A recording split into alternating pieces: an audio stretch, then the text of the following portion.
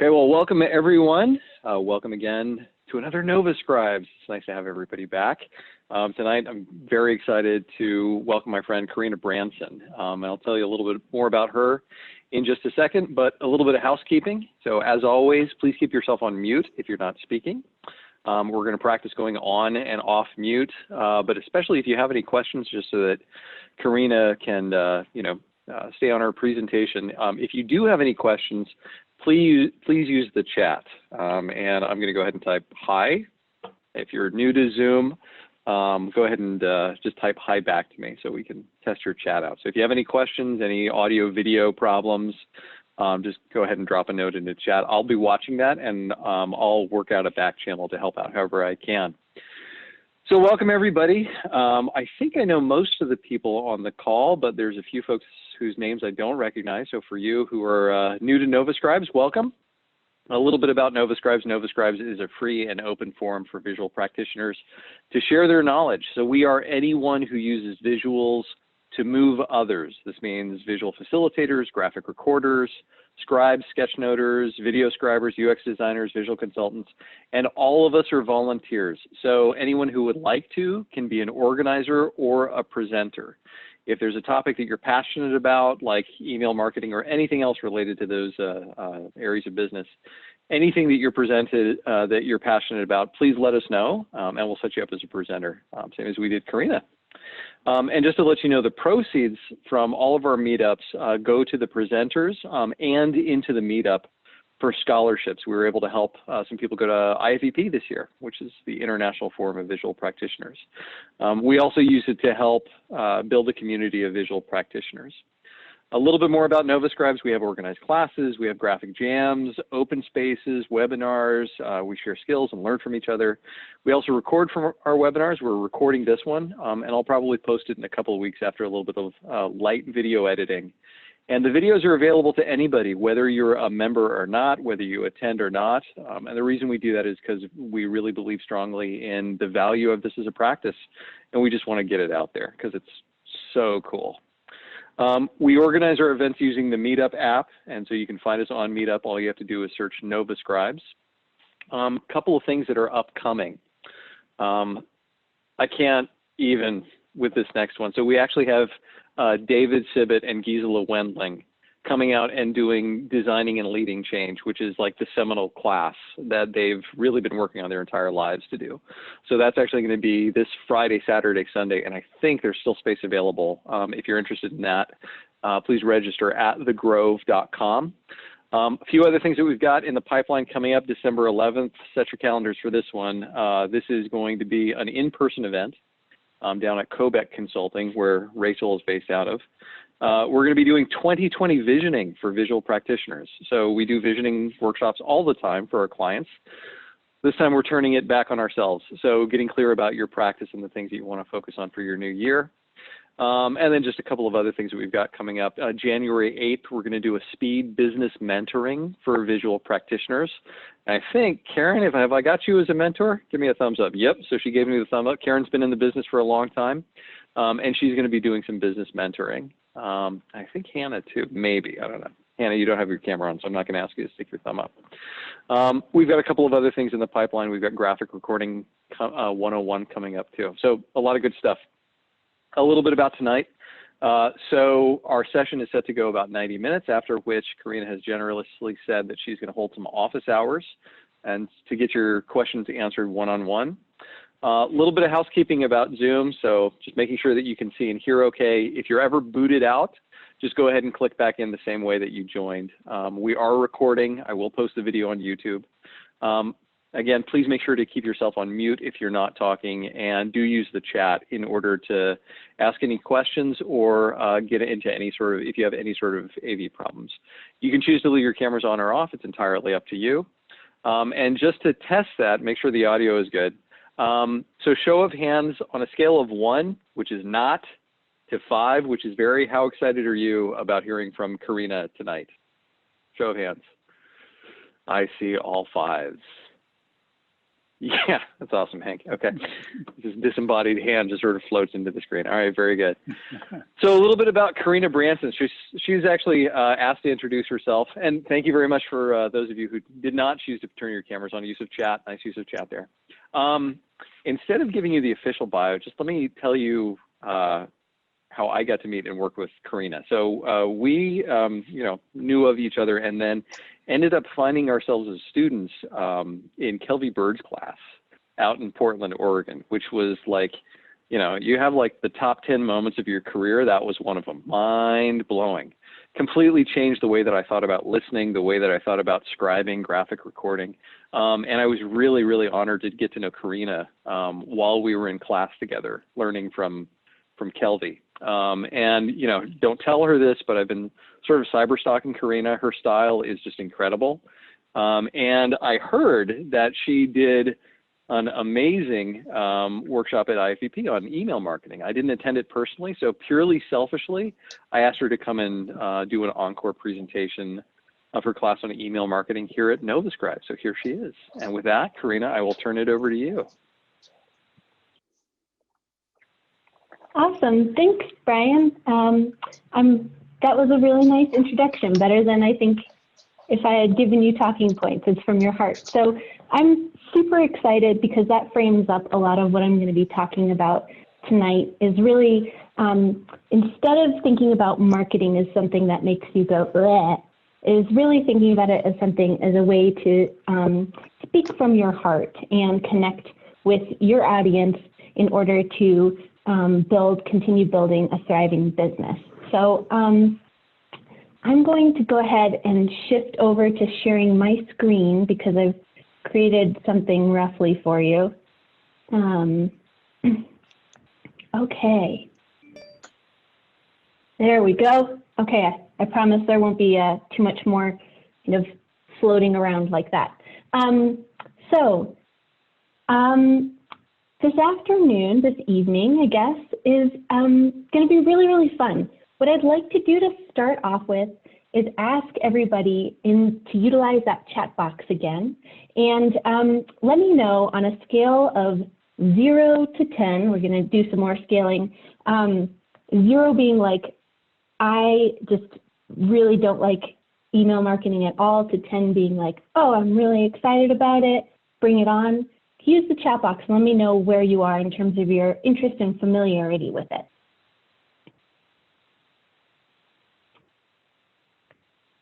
Cool, I'm seeing some 2, 6, 3, 7, 8, 2, 2, 2, 1.5. We're getting into fractions already, 5, 7. Awesome. So this will be fun, hopefully. All right, we got a 9. Heck yeah. By the end of the evening, I'd love to check back in. If I don't do this, if I've forgotten, please remind me, and see where you are back on that scale. But my goal this evening is really to share some timeless marketing techniques that I've learned throughout my business development and share them with you in a way that's framed for graphic facilitators and other creatives to build their business. So I'm going to exit full screen. Okay. And to do that, I just want to take a little bit of time to let you know who I am. I see some wonderful familiar faces in the audience and some new ones. So for those of you who I don't know, welcome. I'm super excited to see you here. I've been practicing about since 2010, and I've had my business since 2012.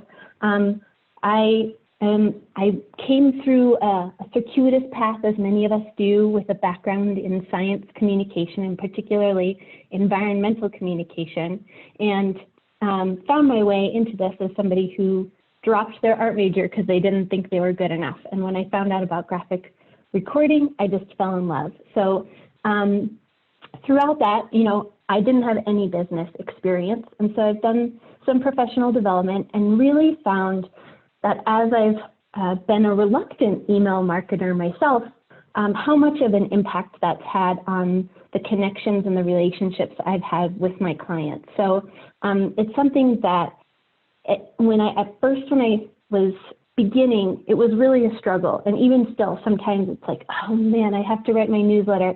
But I always really try because it just has shown time and again, either from personal notes from people who receive it or from seeing a significant uptick in repeat clients, that it really works. So let's see. Let me just apologize right now if I cuss and that is something that offends you. It'll probably slip out. So our goals today are really to understand why and how email newsletters and blogging can help market skills in an authentic way.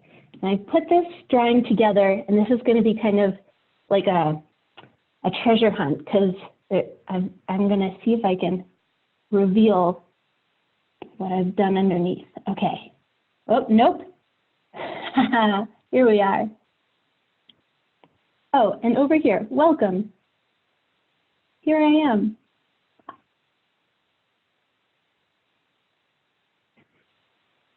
Oh, and this is why I did this for my notes is I do graphic recording, I do graphic facilitation, and I also create illustrated videos, getting into the digital side of things, but a lot of them are hand-drawn with watercolor. So that's fun to feed my artistic side. So why email marketing can be used to help you build those authentic relationships and market yourself in an authentic way. We're also going to talk about how to hook readers into wanting what you're putting out there with your email in an authentic way.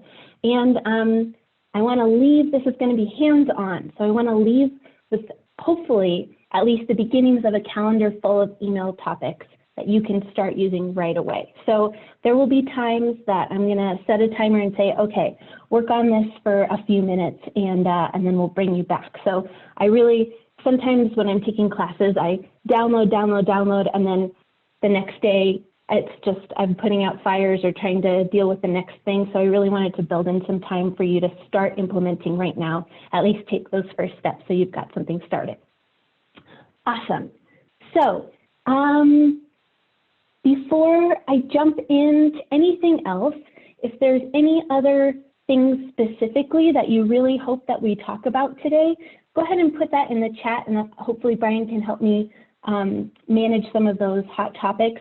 I'm not really going to talk about the technical things behind email marketing because there's so many platforms and things, but if you do have specific questions, go ahead and put it in the chat. And if you have an answer to one of those questions, I often find that the wisdom of the group is so much greater than my own. So if you have an answer and I don't have an answer, please either put that in the chat or as we open it up to more free-flowing discussion later, share your own wisdom and experience. Okay, great. So, all right, let's jump into email marketing in an authentic way. Why are newsletters and blogging really helpful? So, first of all, we started seeing this. It helps you build relationships. So something that I find we often expect is for people to just know where to find us or know how to read our minds, whether it's our clients or friends or partners. And so if you have this opportunity to, however often, we'll talk about frequency later, get into people's inboxes and kind of share your philosophy and your way of being and your ideas and knowledge with others, that really provides a platform to build relationships, which in turn builds trust. And that's the big one. So we really want to be building this trusting connection so that when you do get in the room or in the webinar and you're working with your clients, they feel like they kind of know you. And so the more that you have that trust and that relationship, the more likely they are to think of you earlier on in their planning processes or want to find ways to bring you in. This also is an opportunity to really show who you are, your character. If you're publishing regularly, that shows that you're committed, you've got tenacity and stability, and you're consistent. So those kinds of things aren't necessarily direct in an email, but are kind of subliminal, that you're like, hey, you know, I'm out here, I'm finding things I want to share, and I'm doing it consistently, so I've got this value. It also is a gentle way for you to stay front of mind with clients. So even if they're not opening your email, they're probably seeing your name in their inbox, and that in itself is really powerful because we've all gotten those last minute jobs, some of us today, and that can be great. And also it's so wonderful when we have that opportunity to really take time to ask those exploration questions, build in and co-create that agenda that helps really leverage the graphics. So staying gently front of mind and building that repeat client base. And then that kind of leads to this next idea of pull marketing. So rather than pushing people to a place that you assume that they might be to find what you have to offer, you're going straight to their inbox, which is where we all are so much of the time, except for, I guess, like Generation Z isn't so much in their inbox. So I guess you have to go to Snapchat. But in this case, pull marketing is really in people's inboxes. They're there. And one question I want to challenge you to think about, and is a great exercise, is where else is your audience already spending their time? And how can you get into their frame of reference there? So again, where they're already going to be, get in there and show that you've got something to offer. And then the next one is super powerful. It's being generous. So in my emails, I always try to give my clients something, at least one thing, whether it's something interesting that I found or a technique for focus or creativity. And often I'll do a step-by-step, here's how to draw something. And so even if it's just a silly little doodle, I'll see people will send me like a picture of like, oh, look, I drew this turkey or whatever it is, or a jack-o'-lantern or some for this time of year in the US. So just giving people something that might be fun, easy, helps them build their visual toolbox or understanding how to be more productive as a creative, things like that. Those are the types of things that I like to give to my client, to my email subscribers. Great. This generosity thing is just like, it's so core to what we're doing. That's really what builds that authentic connection with your audience, and also builds on something I'm going to bring up again later. But if you're generous and you're often giving people information or ideas or how to draw stuff or whatever it might be from your heart, then when you do have something that you want to ask for, like, hey, I put together this online course and I'd love for people to sign up for it, then people are much more likely to be like, oh yeah, I want to know more. A, because I like the type of content they've been giving me, and B, because I'm already your fan. You've created that fan base. So that's super important. If you've built that group of people who love and adore and want to share your ideas, the marketing is going to be done for you when you do launch a program or a book or whatever it might be. Hold on a sec. It's dry here in Colorado. Am I right, Debbie? Okay. What's next? Being upfront with them. So almost everybody that you're going to add to your list or is going to add themselves knows your business, right? And so a lot of us feel a little bit like, ooh, I don't want to just add people, or if they're in my email list, I don't want to ask them for too much stuff. That's outrageous. They know you're a business and they know you're going to market. So as long as you're intentional about it, and again, building on that generosity, it's okay to ask for things because you are a business. You do need to market yourself. Just be upfront about it. When people sign up and you've got a confirmation page, say, hey, great, I'll be sending out updates, information, and opportunities to work with me, things like that. It doesn't have to be weird. Let's see. Oh, also, with this generosity, you can really take it as an opportunity to have fun and kind of push yourself, as well as inspire others. And you might be thinking, oh, well, what sets me apart? Why am I different? I feel like I'm, I don't have too much different from any other graphic recorder. Well, we're going to actually work on defining that, and I'm going to give you some tools to define that here in a few minutes. One more thing is thinking about, as you're framing the way that you're talking, there's a good chance you talk to friends and family about what you do and programs that you offer, or stuff that you're doing that you would sell.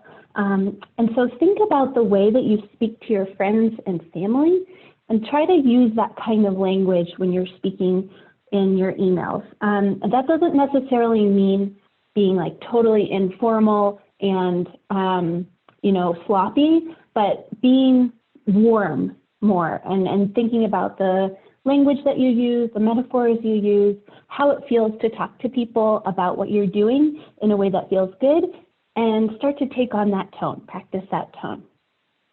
So, okay, great. Okay, so those are the key areas here.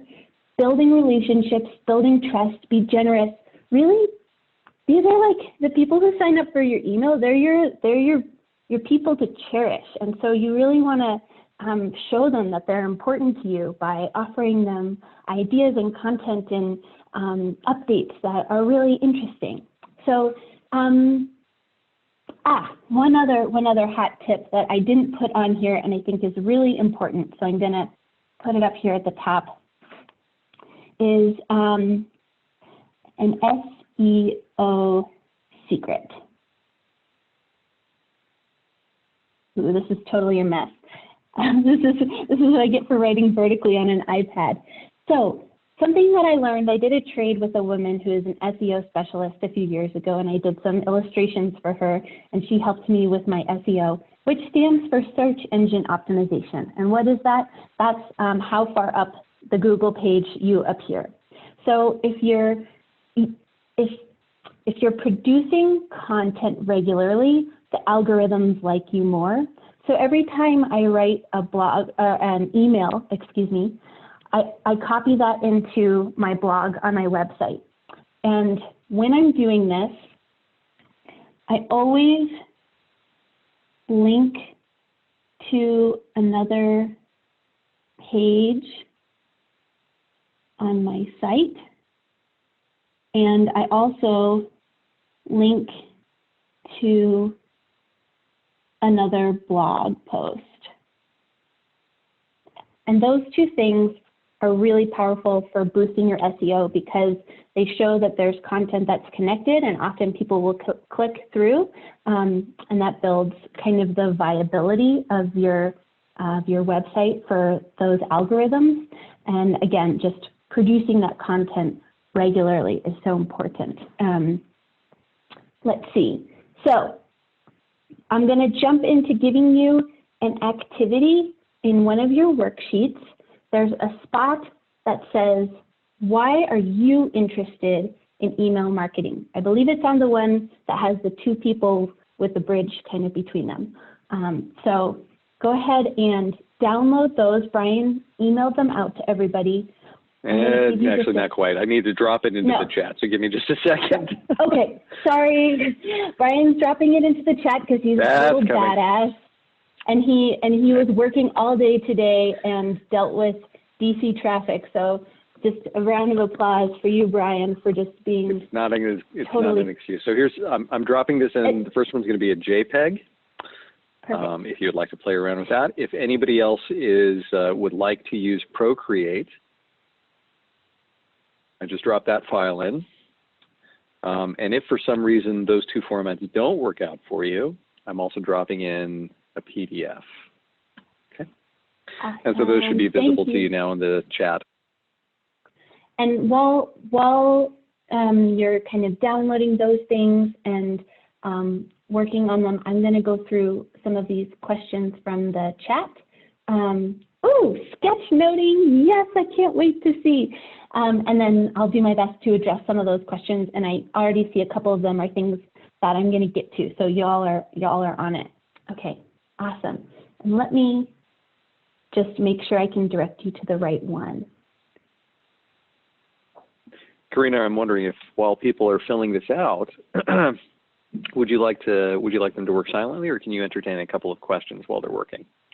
I can entertain, certainly, and I'm reading through some of the questions here. But do you have specific ones in mind? Yeah, actually, if you take a look at the questions, I will see if I can come up with a workaround for the people who don't happen to see the files in the chat. Okay. Awesome. Thanks. Cool. So some of the questions are what platforms to specifically use that are tried and true, and a second person robust platforms and services. I can only speak from my experience, and I use MailChimp. And I do that because it's free, and I'm not looking for anything really complex. I know a lot of people love Constant Contact. So I'm going to write I use MailChimp.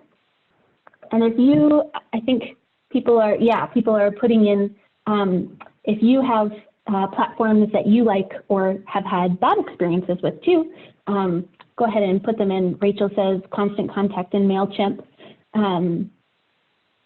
ConverKit, ooh, it's kind of like ConverSketch.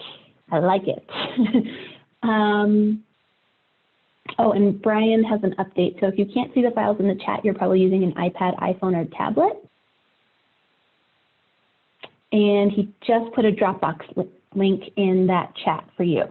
So great, let's see. And then another question, is there a frequency that corresponds to gently?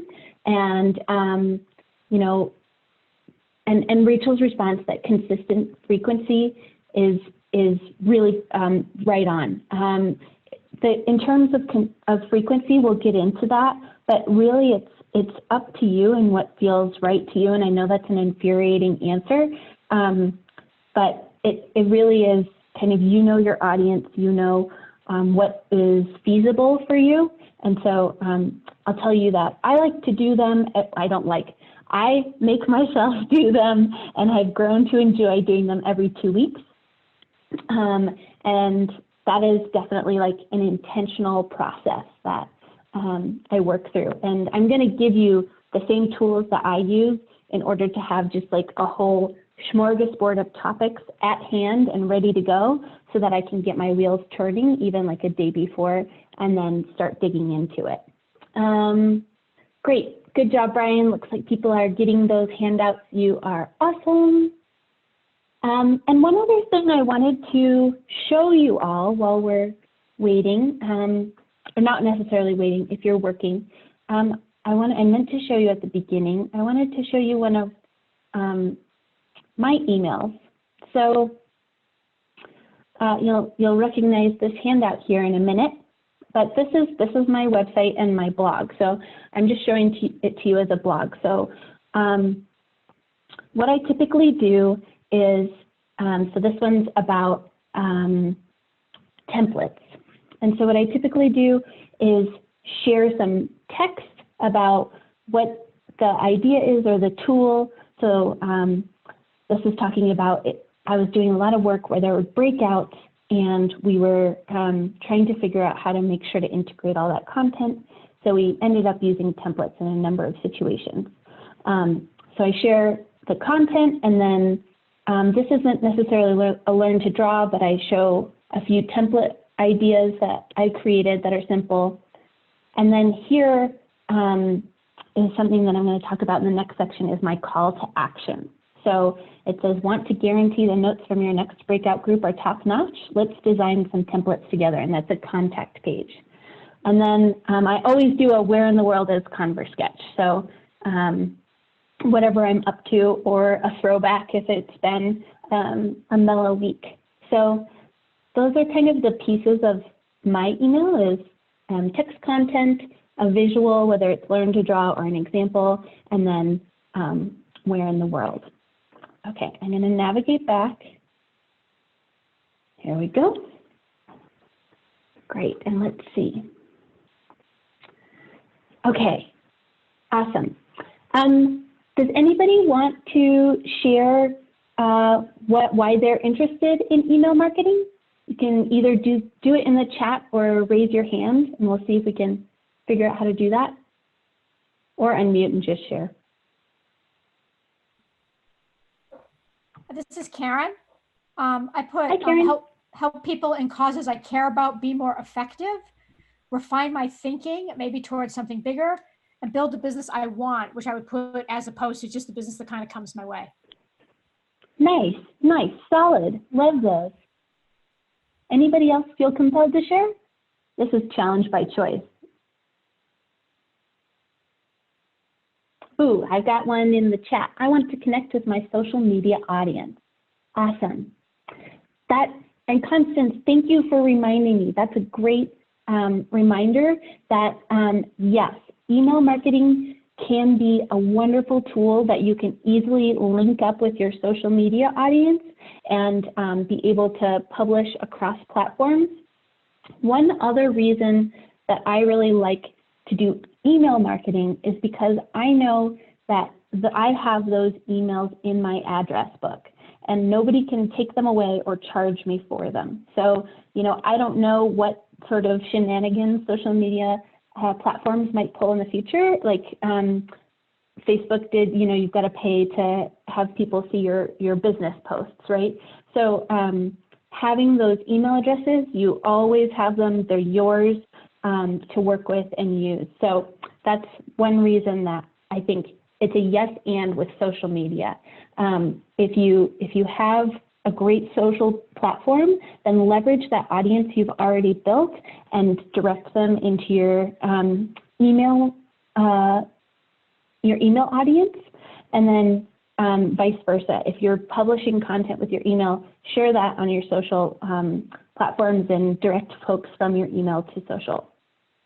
Yeah, rules are always changing, and that's the same with search engine optimization as well. But I like, you know, if you want to have specific keywords, et cetera, but really I know that something that's tried and true with is producing content regularly that really helps your appearance in search engines. So, okay, so we're gonna shift into our next section here, which is how to hook readers with your unique voice. So we're gonna be building on that worksheet again, but first I'm gonna drop some knowledge. Okay, so there's two key audiences that you want to have in mind and be super clear about when you're writing these emails and publishing.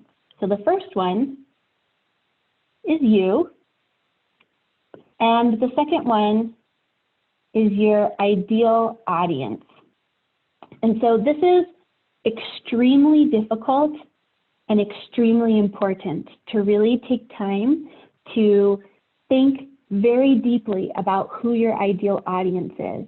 Because a huge mistake that a lot of us make is we like to write content that or headlines that we think is interesting. So it might be like on my website, hi, I'm Karina and I'm a graphic facilitator because I think that's really cool. Where my audience really wants to know, hi, I'm Karina. Do you have meetings that you'd really love people to remember and engage with more deeply? So you kind of see that shift from Karina-centric to really focusing on my audience and what's important to them.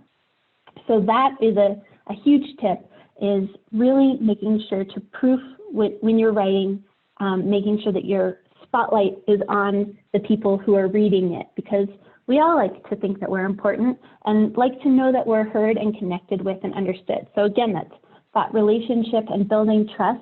And one way to do that is to show that, yeah, I care about you. I understand what you're going through. So we're gonna, I'll talk a little bit more, but then we're gonna work on that worksheet so that you can kind of take some time and filter through and create kind of an ideal little audience person there. It's tempting to lump several audiences together. And so I really challenge you to maybe create like a little persona for your audience and create this sim person, and think about what do they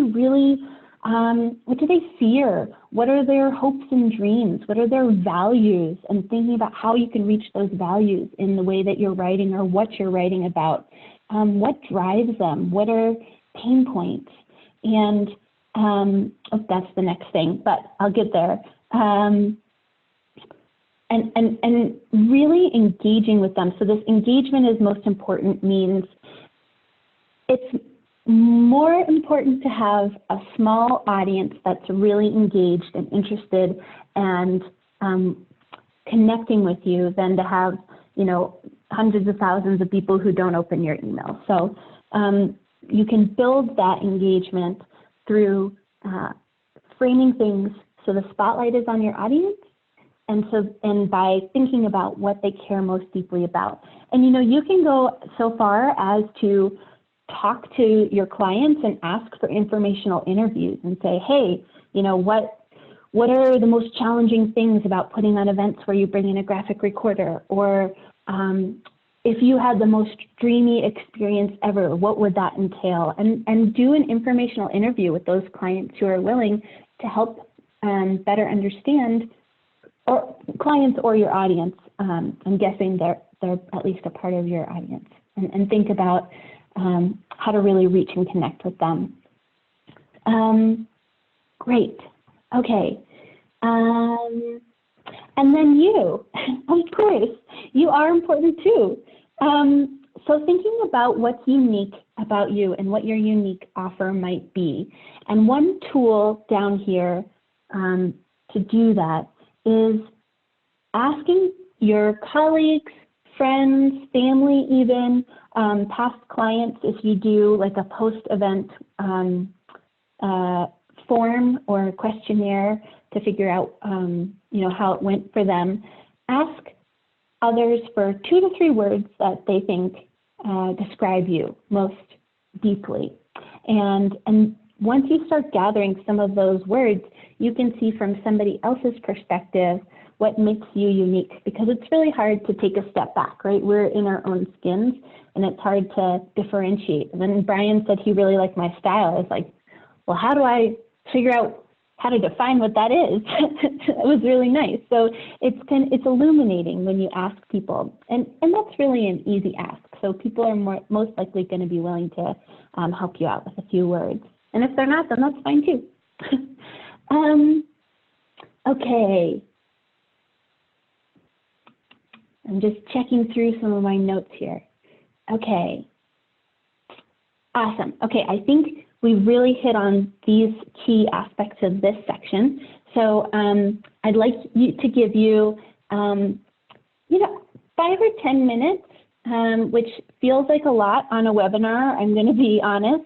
But again, I really often walk away from workshops and feel like, oh, I wish I had dug in deeper. So really think about filling out this worksheet for your unique value. What experiences have you had that might set you apart or give you a different perspective? What life experiences? What is your style, whether that's drawing or the way that you speak or anything, these kinds of things. What fuels you and might make you different? And then don't worry about this part quite yet. In the center of the email marketing for the win, the I know and I have a. But think about your audience and what do they really care about, and what are their hopes and dreams and their deepest fears and their core values. So just take a few minutes and start filling that out. And if you have questions, keep adding them in the chat. Again, it all makes sense in my head, but it might not make sense in yours. So let me know. Great. So just time for people to work on that worksheet, the one that says your unique value and your audience. And so really thinking about some specific words, like 2 to 3 words that other people might use to describe you to help define what your unique value is. And you can ask clients or friends or family to do this for you. And then what is really getting into the shoes of your audience? What are their hopes, their fears, their pain points? And it might seem, like totally irrelevant to graphic recording, but then you can think about, okay, if my audience is somebody who is an event planner for the organization that I'm working with, maybe they are, a parent, and it's really hard for them to balance being a parent and doing events that sometimes run late. And so how can I frame a email around something that might make their lives easier? Like it's, ways to make sure your graphic recorder is taken care of at the end of the day so you don't have anything to do and you can get back home. I know that's a run-on sentence, but. So on that worksheet, at the bottom it says, I know ... And that's part of this bridge, crossing the gap between you and your audience. And I want you to go ahead and write in, I know ... how you feel in there. So it's showing, as you're writing for their perspective and what's important to them, you're showing that you know how they feel. And I have a ... I have a solution, an idea for how to help you. So those can just be little reminder jiggers in the future to help you remember. Oh yeah, put the spotlight on that audience member. Really help me focus on them and help me build that connection. Okay, are we ready to go move on?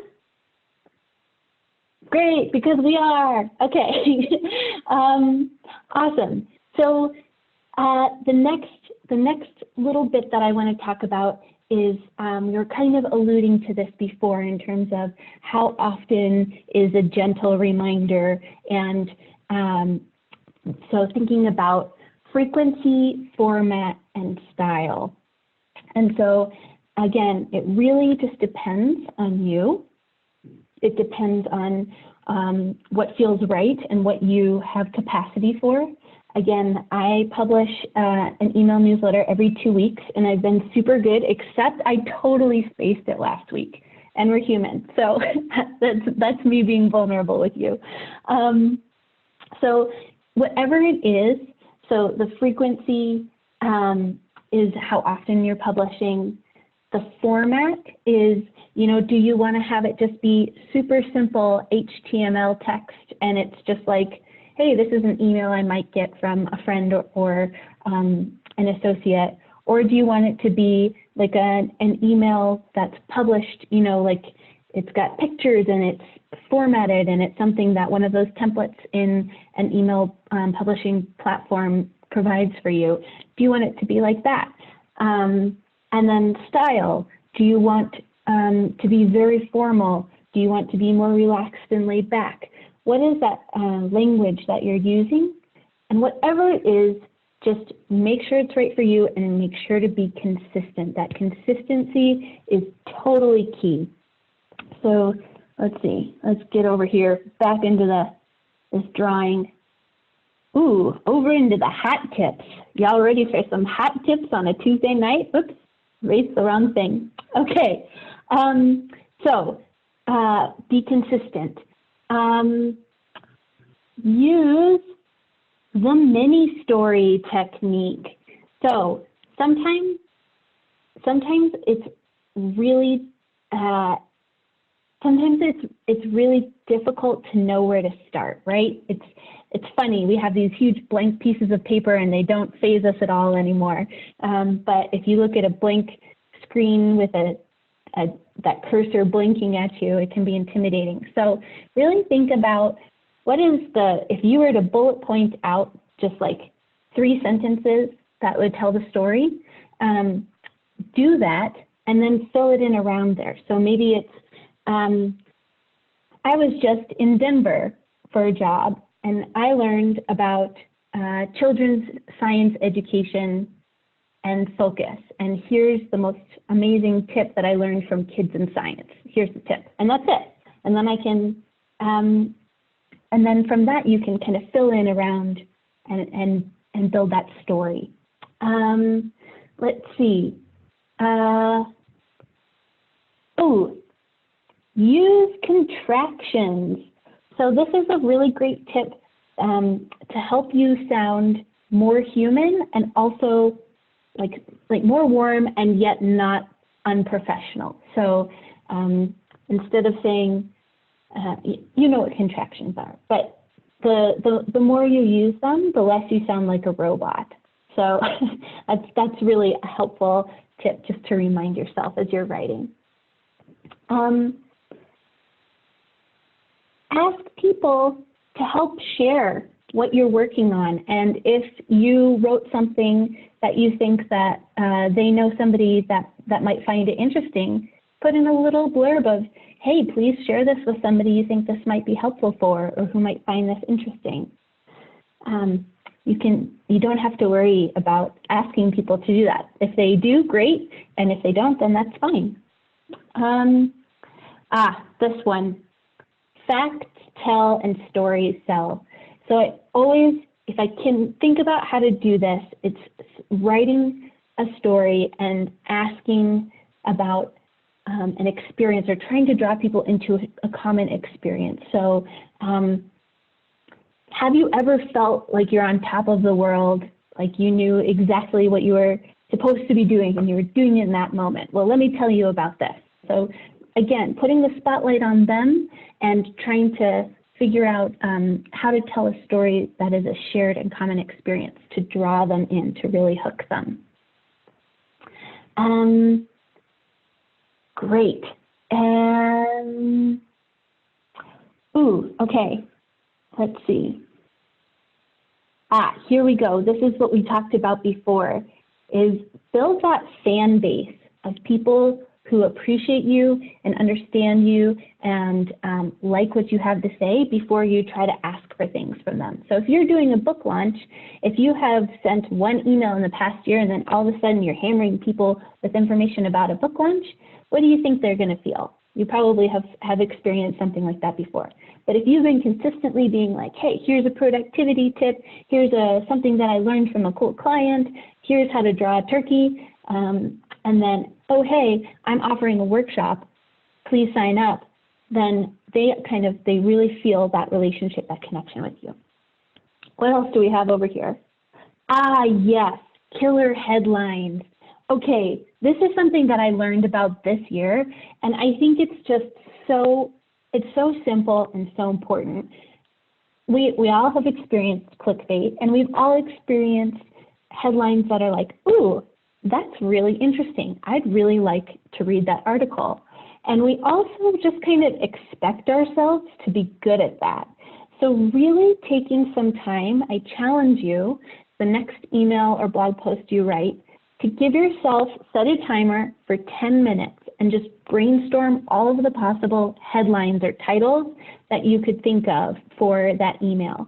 And I've started doing this probably in the last 3 or 4 months, and I've had multiple people tell me like, oh, that was a really good headline, and I knew what you were doing, and I knew you wanted me to click and open it, and I wanted to know, so I did it. So really investing that time in that practice, and the more you practice, the easier it becomes, like drawing people fast.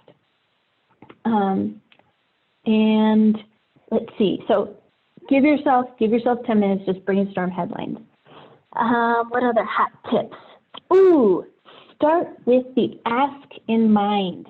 So when I was showing you my email or the blog that wasn't email, you saw I had a button that was, do you want to make sure your breakouts are totally kick-ass next time? Let's talk about how to use templates. And then they click that button and it takes them either to my email or my contact page. And so really making sure that I know what I want people to do as a result of reading my email. And that could be anything from sign up or contact me or buy now, download, subscribe, share, read more now. It can be as simple as just read the article, but really make sure that you start with that ask and that call to action in mind for what you want people to do. I'm typically wanting them to contact me to hire me for a job. And it can be the same thing every time or almost every time. It doesn't have to be new every time. Build your list. Be shameless about this, but also be legal, especially with GDPR and things that have gone into effect this year. Make sure that you are adding people who have said, yes, I want to be a part of this. I typically ask people if I'm networking at an event and they give me their card, hey, can I put you on my email list? And they'll say yes, or some people will even bring an iPad and have that next to their setup, and it's just the email sign up page, and you can just sign up right there. If people are loving what they're doing, just sign up right there on the spot, and they do it for you, which is an awesome idea that I don't utilize enough. And again, really making sure that engagement, that even if it's a small engaged group, that's more important than thousands of people who could care less. Let's see.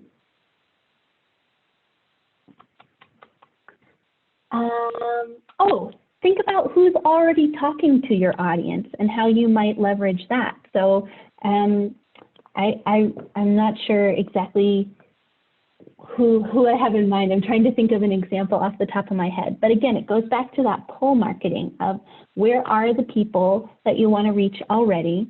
Who are they talking to? Who do they respect? Maybe it's just listening to them talking as you're at an event and thinking about, oh, you know, they really love Oprah Winfrey. Maybe Oprah will ask me on their show. I don't know, but you get the idea. So really thinking about where are those people, who are they talking to, who are they listening to, are they getting information from podcasts or from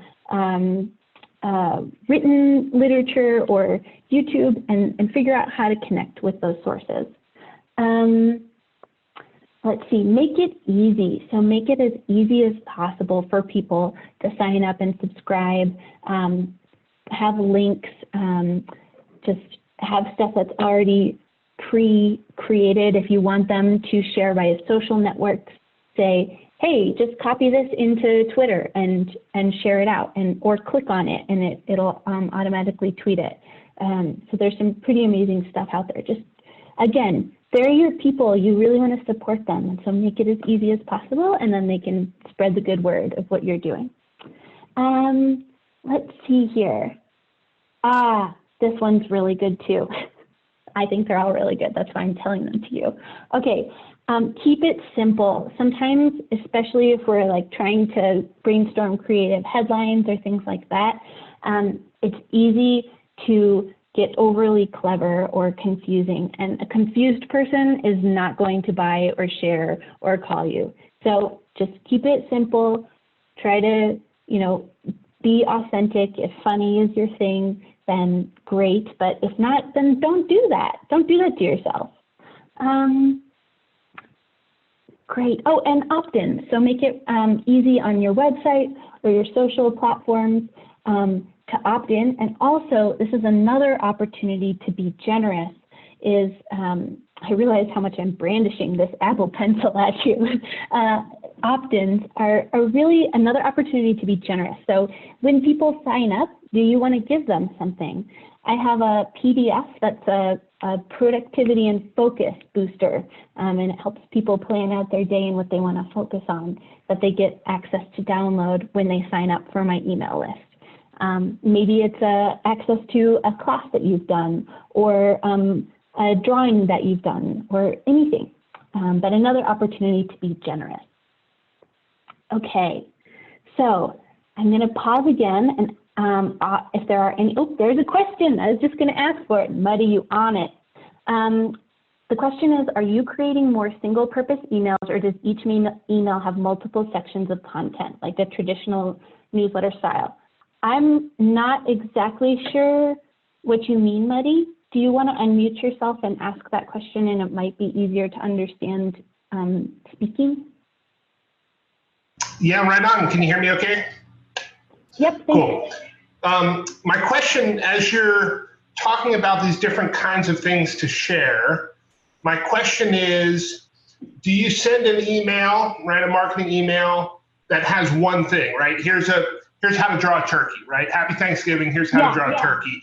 And that's the email.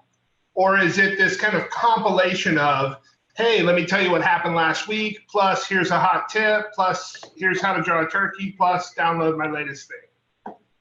Yeah, great question. Thank you for that clarification. And I think you were transporting all of your kick-ass work when I demoed my email earlier. So I do kind of like a tip in text and how to draw something, and then where am I, what am I up to? Because people like to see things that I've drawn, and then it also is kind of like, hey, look, I'm proud of this one, gently. So I usually keep to those three things, and then I'll always have the, do you want to have somebody, do you have something that could use graphic recording or something like that? Here, contact me to hire me.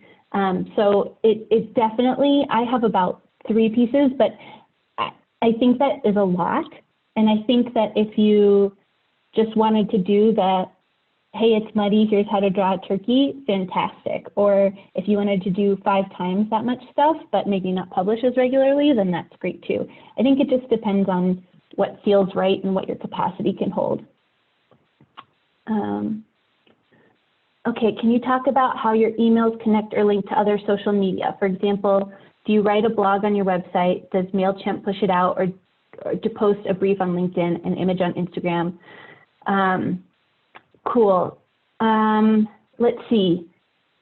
I would love to kind of grasp from the audience some techniques here with this, because what I typically do is it's not super simple. And I know that there's probably better ways to do it. So I typically write my email text in a Word document, and I have the headline and I have the URL that I want it to be. And I always try to put keywords in that URL as well.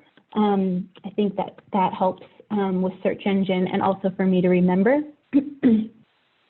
So I've got the title, the URL, and then the text, and I do the hyperlinks in the text. So hyperlink to another blog post, hyperlink to my services graphic recording page, and then I don't usually do any images because it always has to be reformatted. But then I have that text that I can copy and paste into different platforms. So I do that into my web host, which I use Squarespace. And then what I typically do for my email newsletter is I have like a teaser of the text and the how to draw something and the where in the world. And then if people want to keep reading, I have a button to keep reading, and I try to engage them to go to my blog. So if they want to keep reading, then it goes to my blog, and that way it's short in their inbox, but and directs traffic back to my website. And then I used to publish articles on LinkedIn, which required copying, pasting, and reformatting everything again. And now I just link to my blog because I was tired of doing that. So let's see. That's what I do. And if people have strategies that are more streamlined than that, please share them in the comments. Here's another one. What if you're a graphic recorder, you cannot show samples because confidential content, so you can't show your work? What would you propose?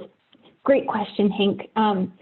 I typically ask my clients, a lot of the clients that I work with, it's not confidential, so it's not usually an issue. But you could ask them, like blur it out and say, hey, I blurred out confidential information. Are you okay sharing this with me? Or I've seen like Brandy Agerbeck will do graphic recordings of like The Wizard of Oz, or you could do a podcast, or sometimes if it is confidential, what I'll do is just take a close-up snapshot of a piece of it that isn't confidential. It's like dogs talking about strategy or something, not their strategy, but just what is strategy. And then I'll share that. So, and I'll always check with my client beforehand of like, hey, I want to share with my newsletter, is this okay? So close-ups are a way to get around that. Ooh, Brian's got a thought on LinkedIn. Brian, would you like to share, please? Yeah, sure. So it was just by happenstance. I was doing a recording for this guy by the name of William Aruda. And he billed himself as one of the folks who's been doing sort of like your digital presence for a long time. In fact, so long I'd be curious to know if Dean knows him. But anyway, one of the things that I got from him was that he says that actually the biggest consumer of LinkedIn is Google. And if you're like me, you'd kind of written off LinkedIn. Yeah, I'll go ahead and spotlight it. But if you're like me, you've sort of written off LinkedIn, and here's the book that he's got, because you're not looking for a job, you're not necessarily hiring somebody, and that's what LinkedIn is for.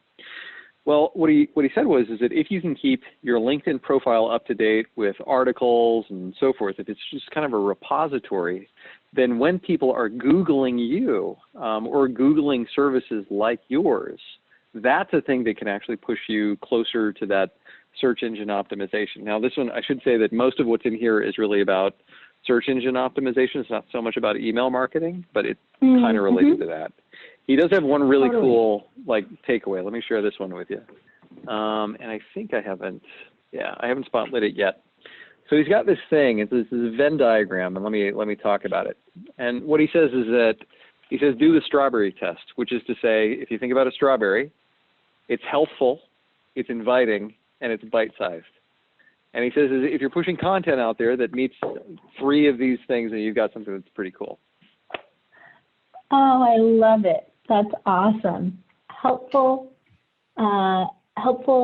bite-sized, and what was the third one? Inviting. Inviting. Yeah, love it.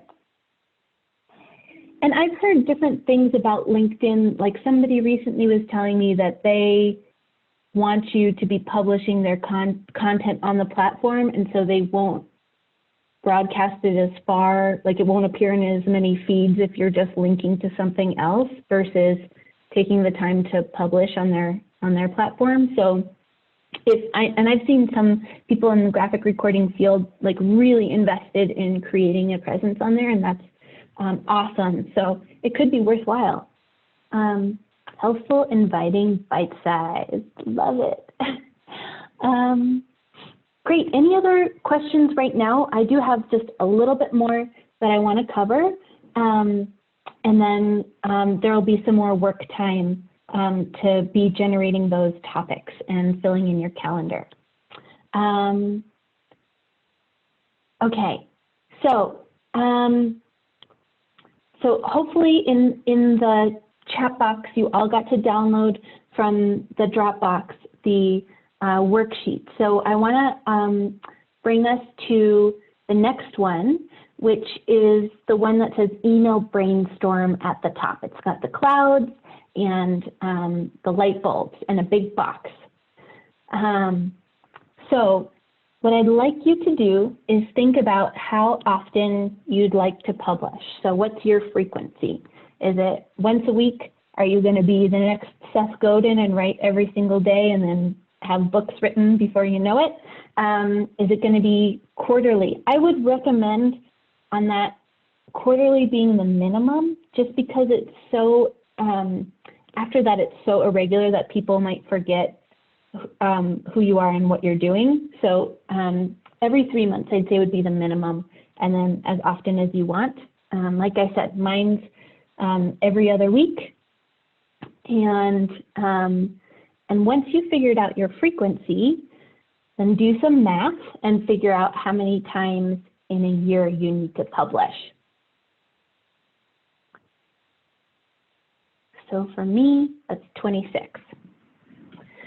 And then kind of give yourself free rein, thinking about who your audience is. And you don't have to come up with those killer headlines right now. Just think about topics and brainstorm as many as you can. I did this at ISVP this summer, and I had lines like make a list, and people freaked out. It was hilarious because people usually freak out if you leave a blank space, and they were all like, I can't make a list. I need to map this out. I need space for a mind map. So now it's a mind map, but if you want to make a list, that's totally great. That's what I do.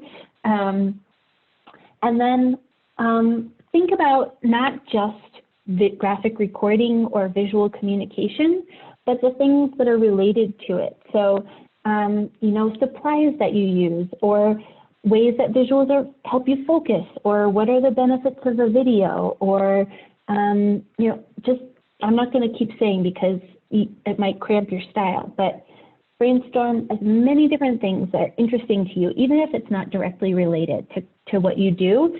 You'll probably be able to figure out a way to connect it if it's interesting. And then once you've done this whole brain dump, then there's the third worksheet is the editorial calendar. And I'm just going to kind of talk you through this, and then we'll leave some space and time to be brainstorming quietly. So with the editorial calendar, you have, you know, what's the year, how many times are you going to be publishing, and then fill out for each month topics. And so I actually keep this digitally in a very boring table, but that's just easier for me to move around. And I then I map out the topics that I think might be interesting that time of year. And I oftentimes come up with different things that are relevant based on what I'm experiencing or something new that I read or see. But if not, at least I have that in there, like, oh yeah, I wanted to write about templates this month. Okay, sweet, I know I can do that and build on that. So what I like to do is have the topic, I have what it is I'm gonna draw, if I'm gonna draw something, and then what pages I'm gonna link to. And that just helps me also look back to see like, oh, wow, I tend to be linking to the same page, or maybe I should mix it up a little bit. That's just kind of for my own neurotic organizational tendencies. So go ahead and brainstorm. And if you want to start filling in your editorial calendar, hell yeah. And again, oh good, Brian has dropped them into the chat as well. And so we'll just spend a few minutes with this. And then if you have other questions, keep dropping them into the chat box, and I'll keep answering them. And if you just need quiet time, then mute your computer. Does anybody use like Hootsuite or other publishing platforms that help you publish swiftly across different social media platforms? I don't do that. I'm just kind of doing the way I have done. So if you do,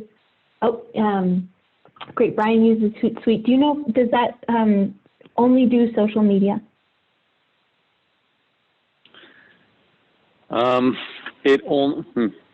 Tell me more. Only does social media. I mean, so if I was publishing my email newsletter in MailChimp, would it interface easily with that, so I could super easily be like, okay, boom, boom, send the link out via my social media platforms? Mm-hmm. I don't know. I've only used Hootsuite primarily for just Twitter, just to pace out Twitter releases. Scheduling. Okay, cool. Debbie looks like she's used it. Oh, meet Edgar. I don't even know who Edgar is. I'm just wondering, I haven't spent a lot of time looking for this, but for me, it's kind of like okay, now I format my email newsletter, now I format my blog, and now I link to a link in LinkedIn, and it will with MailChimp, it'll auto-publish to Facebook, Twitter, and Instagram if I want it to. So it'll send the link out and like a little headline and a picture. So that's nice, but I'm just thinking about, is there an easier way to move between the email and the blog? And I think I know Squarespace now is doing email hosting, and I just saw today that MailChimp is now doing web hosting. So I think if you picked a host and it was integrated, that would probably be easy, but I haven't done that yet. Okay, so I just want to take the last few minutes before we open it up to those who are interested in staying for the Q&A to just review what we have done. And they say, like, tell people what you're going to tell them, and then tell them what you told them. So we have this somewhat lovely drawing here, but really we started off giving you a little bit of my street cred up here in the corner, and thought about why is email marketing an important tool to build authentic relationships and boost your sales. So building those relationships, building trust by showing people the language you use, your personality, your quirks. I like to put pictures if I'm going on vacation and I won't be responding to email. I'll say, hey, I'm going rafting. Here's a picture from another trip. And people love that because it gives them a little bit different facet of who I am. Be generous. That's the most, if there's one thing that you can walk away from this with, it's just be generous with this. Have fun, try to inspire people, share things that are interesting to you. And even if it feels like second nature to you, it's probably really different to a lot of people that you're communicating with. It helps you stay gently front of mind. Remember to go where your people are, which is in their inbox a lot of the time, and give them something to look forward to in that inbox, and be upfront and connect with them authentically, speaking as you might to your friends. Hooking readers by understanding who they are and who you are, and helping them understand that you really care about them by thinking about what's going on in their shoes besides their toes. But what are they afraid of? What are they excited or curious about? What values might you share? And how can you really write for those people and thinking of them first and foremost? And that's how you can build a maybe small, maybe large, but engaged audience. Really making sure that those people are engaged is so important. Because then when you do have an ask, you know that those people care because you've been giving them things and building this connection with them. Keep it simple, try not to confuse people, and at the same time, spend time really honing your headline prowess and writing great headlines. It takes practice like anything, so don't beat yourself up if you're not immediately the top of BuzzFeed, but you don't want to be the top of BuzzFeed. Just write good headlines. If you're intimidated by that blank page, just start with the mini story. What are the 3 bullet points or 5 bullet points that tell the story, and then fill it in around that. Use contractions to feel comfortable, warm, human, and not unprofessional. Ask them to share. So ask people to share if they think it's interesting or somebody might find it useful in their network. And with that, start with the ask in mind. What do you want people to do as a result of reading your newsletter? Build the list, be creative, get out there.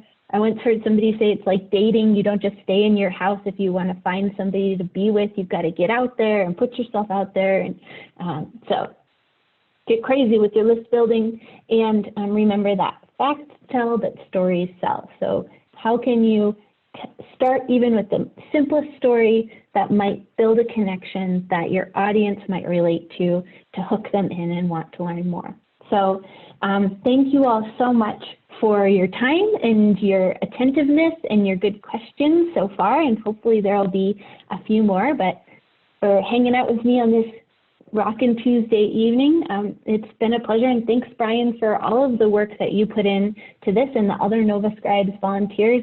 It's been so easy and fun to get to share this again, so thanks.